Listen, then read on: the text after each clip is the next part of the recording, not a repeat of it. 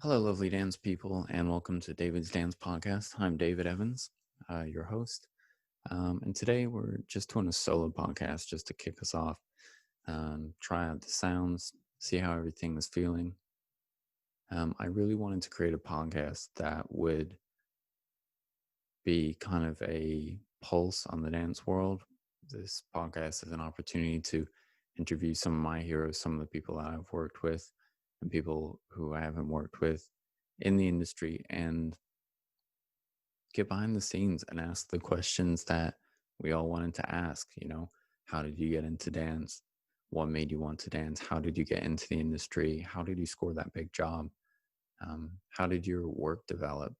I feel like for so many artists, the process, especially the choreographic process, is so sort of mystic and so mysterious and so hidden, whether by design or just because that's the nature of the industry, that it's really difficult to kind of build up your own artistic processes because there are so few choreographic courses out there, and courses on how to be an artist, working in dance and performative spaces.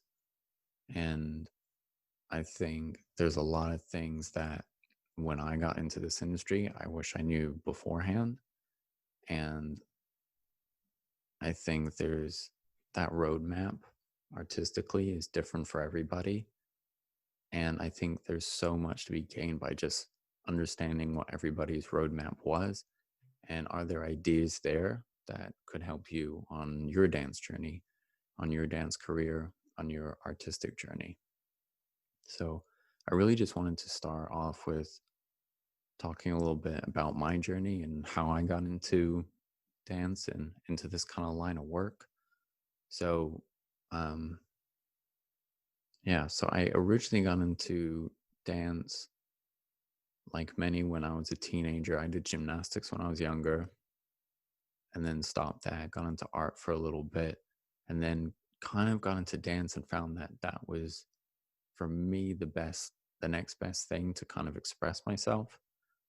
Um, and I found growing up that I wasn't really able to dance enough. I did hip hop when I was in the US.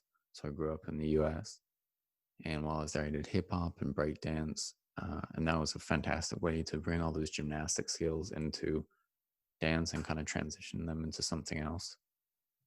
And then I moved to the UK when I was 16, and there wasn't a lot around in terms of dance. I was dancing 5 hours a week when I got here, which was, as a teenager, pent up with so much aggression and physicality that I just wanted to get out. It just sort of wasn't quite enough for me.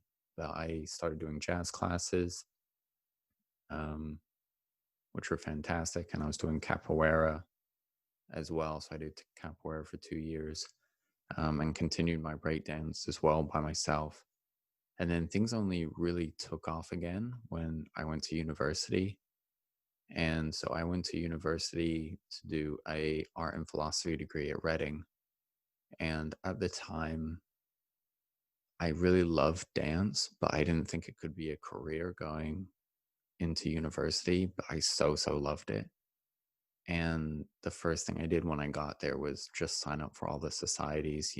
I went to the first breakdance session before it was even running sessions, and I was so eager to go along to salsa. And so when I got to university, I was doing breakdance and salsa, and those became my sort of two core styles. And even to this day, those styles are really core to what I do. And now I have kind of three core styles. I do quite a few, but three core styles. I'm trying to keep it to just three. It's so easy to just, oh, I like that, and I'll give that a try. Oh, this new thing. I'll give voguing a try this week. Maybe kazumba the next week. It's tango the next. It's so easy to get just sucked in, instead of developing real depth in your practice, which is something I'm really trying to do more of. But I would say that break dance, salsa, and contemporary dance are really the kind of three pillars of the style that I do, that I've created, that sort of melds those. Um, and so when I was at university, I was doing those styles. And then, kind of through my artistic practice, through making dance work in the art gallery that I was doing as an art student, I got into contemporary dance. So the first moment for me was when I realized, oh, maybe this could be a career, was in my second year at university back in 2011. Back in 2011, almost 10 years ago now. Um, I applied for this learning and participation project run by Carrie Nichols, who is, for anyone who's met her, is an absolutely amazing dance facilitator and dance educator, uh, just an unparalleled people person and motivator. And she was absolutely key to my early success for sure. So I applied for this project as a choreographer, called Street Stories, run by East London Dance and the Royal Opera House. And the idea was that they were getting young artists in their 20s to do a learning and development project where choreographers would be matched up with other artists, whether, in my case, it was a filmmaker, um, Lily Jabrowska, and for others, it was maybe a set designer or someone in costume or lighting, etc., or musicians. And so people were matched up, and then they had to create a work um, based around this theme, just a 5-10 minute piece in collaboration and working on either student dancers or early professional dancers. And so this was absolutely huge for me. And at the end of the project, we were able to show our work on the Limbury stage at the Royal Opera House, which, I was the youngest choreographer on the project. I was 19. So it felt like a huge step up for me. And just to put it in perspective, Boda Seva, who is now a big name in the industry and won a Olivier Award, he was also another choreographer um, opposite. And even then, his work was very imagistic and very clear. And you could really see that he had a strong ideas. And for those who've met Bodas, he's quite soft-spoken, but definitely there's real clarity to his ideas on stage. Um, anyway, for me, that was the first time that I was in a position where I was given a really big opportunity, and I had someone, Carrie in this case, as well as other artists who were watching my work, my heroes, Wayne McGregor, Hitain Patel, Jonathan Watkins, who were watching my work and giving me feedback and saying, hey, you've got an interesting angle here, mainly because I was coming really from this kind of art and philosophy background and bringing that to dance. So it was quite a different mindset and sensibility I was bringing to my work. And they were like, you're saying something interesting here. I think you should really seriously consider this as a career, because the work that you're making is very different and you have a unique voice to give. Um, and that was the first time I was like, okay, maybe this could be a career. Maybe this could really be something. And it was just really exciting, just the butterflies in my stomach, just the butterflies of, ooh, maybe this could be something. Maybe we could really make something of this. And it was quite crazy. And from there, did more projects in London, did a learning course at Siobhan Davies Dance and Choreography, um, which was led by Charlotte Spencer, um, who's an amazing interdisciplinarian choreographer and artist. And that helped loads, just in terms of giving me just little nuggets of choreographic techniques that I could bring into the studio space. In terms of developing my work at Reading, I found creating dance work for the gallery, it wasn't really accepted where I was. And I really struggled to have my work accepted for the course because they were like, this is a contemporary art course and you're making dance. So this doesn't really fit with the course description. And my feeling really was I'm not here to be a professional art student. I'm here to be a professional artist. So I'm going to make the work I want to make. And you guys can either be on board. And if you give me a worse grade, so be it. Because if I'm completely honest, a arts degree isn't worth a hell of a lot. And so if you're there doing an arts degree, you're there for the training, the techniques they can give you, and you're there for the artistic feedback they can give you, as well as their transferable skills that you can take into other jobs, into your second careers, as many dancers do have. So for me, I was like, I'm just going to do what I want to do. And eventually they kind of came around to supporting me in creating dance work for the gallery. And I was able to create a final piece that was a sculpture that folded up into place. The sculpture was originally designed by another artist on my course, and we adapted it so the sculpture would fold up, and then we slotted dancers inside the sculpture. And so I had quite a clearness when I graduated of, okay, I really want to do something kind of choreographic, working in this mixed medium between dance and kind of other things and gallery and spaces and the like. And but I knew there was this pillar that was missing, in that my choreographic practice, I was strong on the art side, but my choreographic practice and my contemporary dance practice was not strong enough, and I needed more knowledge in this space. And that was about the time that I applied for Lobbin. So after a gap year, I went to Lobbin and did their graduate diploma in dance studies, which they have now, I think they're now proposing a different course. It's going to be, I think, a shorter course, a more intensive course I've seen from Lobbin, them discuss. But I could not recommend it enough. It was a hell of a year. And that was because the course is so intensive. You know, it's level 6. So you're doing things that are at the kind of bachelor. It's like trying to cram a BA into 1 year. It's so intense.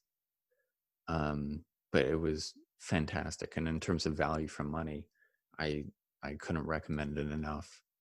I think they really try to prepare you for a professional life there, and there's no kind of just coasting through, but you're gonna get the skills that you really need. And I think one of the great things about Lobbin and a great thing about that course is it's really about bringing in people who come from different backgrounds, that are either different backgrounds in dance or different career backgrounds, whether that's journalism. Some people were working in the medical field, um, a whole range of different things. I was and still do work in PR. Um, and so a lot of these people had really different life experiences in different kind of careers that they were mixing and melding. And a lot of those people have gone on to do, well, a handful of those people have gone on to do really interesting work. And I think it's because of the openness of Lobbin as an institution, that they're creating artists and giving them the skills to be able to go and create work that is truly different and helping to fill a niche. Because if I can really say anything about the dance industry, is it's really not enough to be great. You have to also be different, because there are so many great dancers who go to conservatoires and train, but they're learning all the same thing. And so, just from an economics point of view, if you're putting the same product out to market, you're competing against all the other products in that category. Whereas if you're putting out a different product, and in this case, it might be a different dance form, a different way of choreographing, you've got less competitors. and you've got a unique selling point that is going to make you much more saleable. So I would say it's much better to be still, you have to be a good dancer and a good artist and really good at your craft, but it's much better to be good and different than great and the same. So I would really encourage people, wherever they are, to develop their own voice. And that's just a case of just being interested in the things you're genuinely interested in. It's really it's really easy to try and follow the interests of your tutors to try and get that good grade. Oh, they're really interested in this artist. They're really interested in this way of thinking, this way of making. But what are you interested in? What makes you want to make work? And I think if you follow those things, the voice will come. You don't develop your artistic voice by going, let me develop my artistic voice. And especially contemporary dancers are obsessed with developing their dance language. And it's like, well, what does that even mean? And even if you did, if it doesn't have a purpose behind it, you just have some sort of arbitrary movements that you're throwing together and they don't really have a vision. So I would just really encourage people to chase the things artistically that really make them want to show up at the studio and make work. So I spent about a year at Lobbin. That equipped me on the contemporary dance side so much and was a massive help in terms of just, it was just exponential growth, really. Um, Even though it was a crazy year, it was totally worth it. And I did really well out of that year, graduating with a distinction. And then 3 weeks later, I was talking to a friend, and she said, "Hey, I have a friend, a choreographer, who you should check out, Ella Mesma. She does breakdance, salsa, and contemporary dance. Actually, that's what you do, David." And I was like, "Oh, cool. That sounds really good." And Ella was running a workshop in Bristol. I think it was a 3-day workshop, as she was starting her new work, Foreign Bodies. And so me and my friend, we went along and we did this workshop, and I just had the most amazing time. And I was so lucky just being able to get in front of Ella, and that pretty much straight out of that, she gave me dance work. And Ella uh, was my first dance job, and she has been consistently employing me over the past 3 years on ad hoc work, working on Foreign Bodies, which has been an absolutely amazing processing it start to finish. And for those who aren't familiar with Ella's work, look up Ella Mesma. Mesma spelled Mesma. Just look her up on Google. Check out her website. She makes work that is it's fusion work, but it's currently defined as diaspora dance or diaspora dance, depending on how you pronounce it. And she's really interested in making work about identity, about feminism, immigration, all these kind of key issues, but using her unique style. And I'm talking about it, but it's really nice as a dancer to be able to dance for people whose work you really genuinely believe in and whose work you feel like has a real voice that is contributing to the dance community. And that's something that I feel that Ella's work is just absolutely dishing out. And the way that she creates work is very, very interesting in that it's one of the most intuitive approaches to dance and choreography that I've ever seen. I think one of the things about the way that she works is it's almost dreamlike. And I mean that quite literally, in the sense that often she would bring a motif or an idea to the practice. Like we worked with Orishas and Arushi Dance quite a bit, especially in the beginning. And for those who aren't familiar, Arushi Dance is Orishas are West African deities. So there are character dances based around these deities, both in West Africa, and they're also prominent in a lot of Caribbean dance because a lot of during the transatlantic slave trade, a lot of West Africans were taken. So that kind of aspect of the culture is very embedded in Caribbean culture as well. And so we kind of see how that is sort of the grandfather dances of a lot of Caribbean dance that we see today. And so she would bring, one of these dances, one of these deities to the studio, and it might be that, and we'd create a dance from it. And she'd go, "This feels right for the piece, but I don't know how yet." And then maybe the next day, we would look at an animal, and for this piece, it became the jellyfish. And she said, "We're going to do stuff playing with being jellyfish. And I know it's right for the piece. I just don't know how. I don't know what it means yet." And we would find she would go away, sleep on it, come back the next day. She said, "I had a dream, and I think I understand how this fits in with the piece." Or sometimes it was a case of the meaning of the work and the motifs would reveal themselves throughout the process. One of the things that we talked about a lot is how jellyfish are swept along. They're the nomads of the ocean, swept along in the ocean currents. And the nomadicness of their existence really resonated with us, as well as their uniqueness. Kind of was a beautiful kind of tie-in into the sort of immigrant experience that the piece was so focused on. So kind of through these motifs, she's able to create work that is symbolically very multi-layered, um, and allows for multiple readings, and can be very deep and rich intellectually without being illustrative and still remaining poetic, which is quite a difficult thing, and allows the work to kind of just wash over you and for you to just pull out meaning kind of as you see it or where you see it. So yeah, I can't big up her work enough. I think it's really fantastic.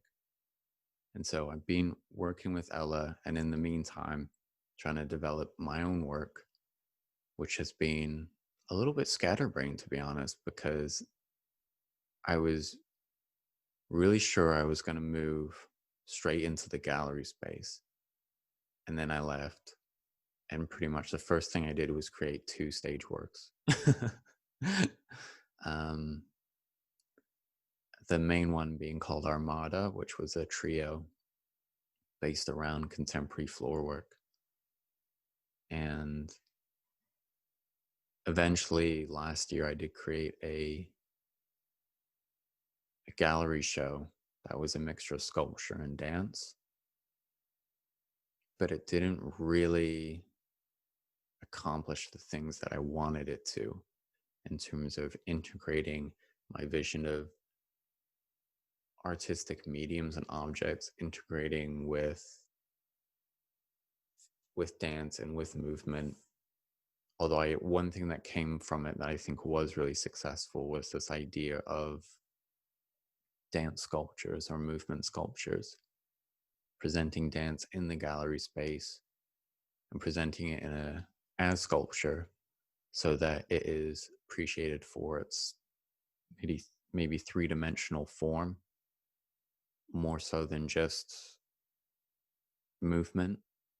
And I think that's really true of the gallery space. One of the things that you see is in a gallery space, you can walk around, and that makes what you're viewing, especially if it stands, quite sculptural because you're seeing all around it. Whereas when you see stage works, it tends to flatten what you're seeing because we're just seeing it from one view.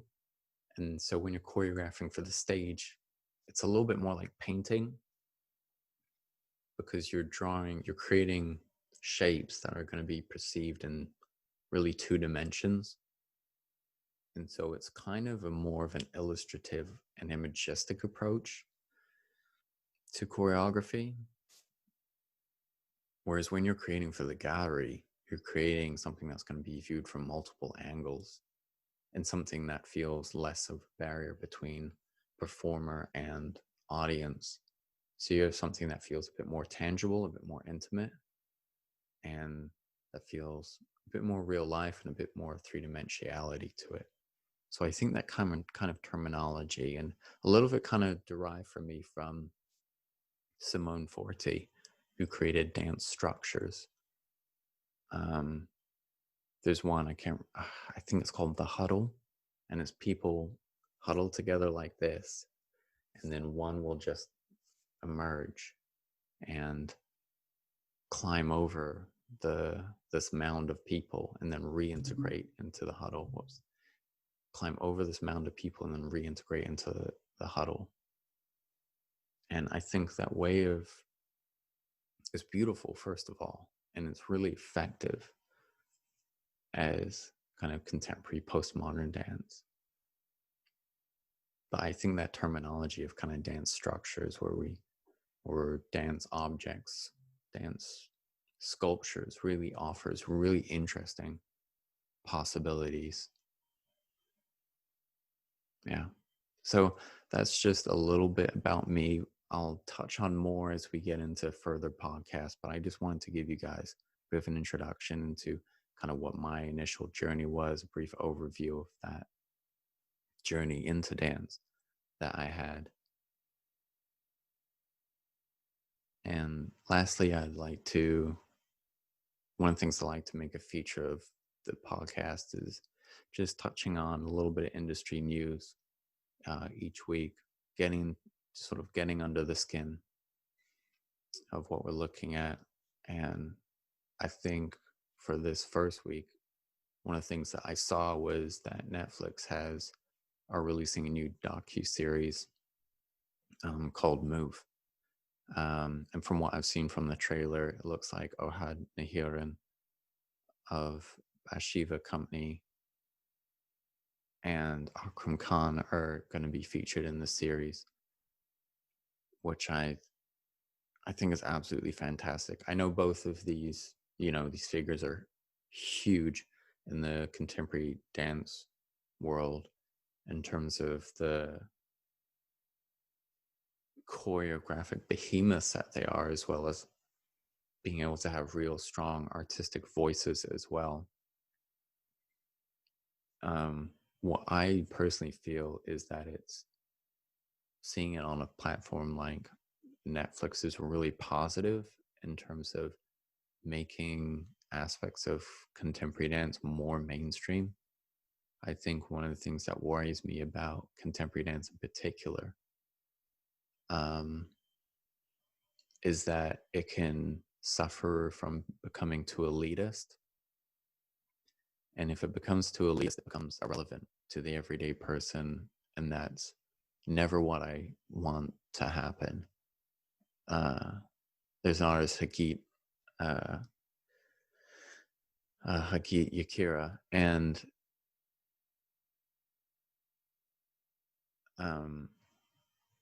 her work is really amazing for how kind of empathetic. What I love about her work is how kind of empathy driven it is.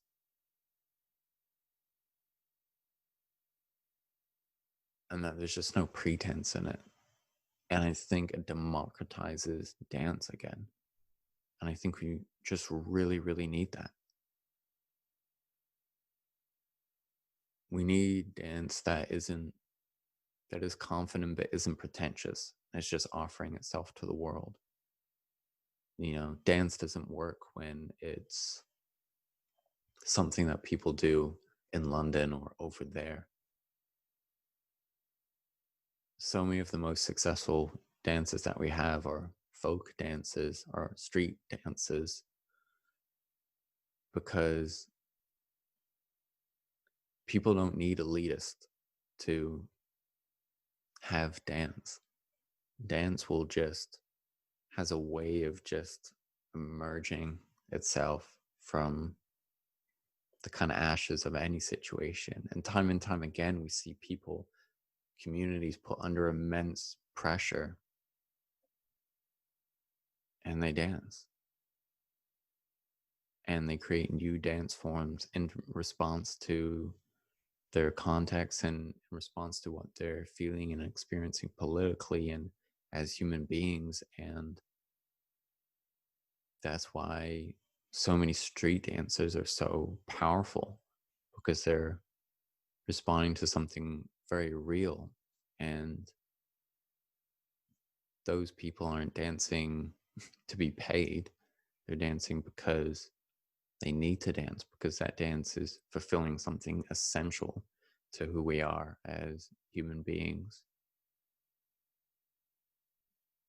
So I just wanted to finish there. And if you guys like what you're listening to, like what you're hearing, hit the like button, subscribe, give us a follow. And we're going to be releasing podcasts every week. And we look forward to seeing more of you in the future. I hope you have a great week. I've been David Evans, and we'll see you.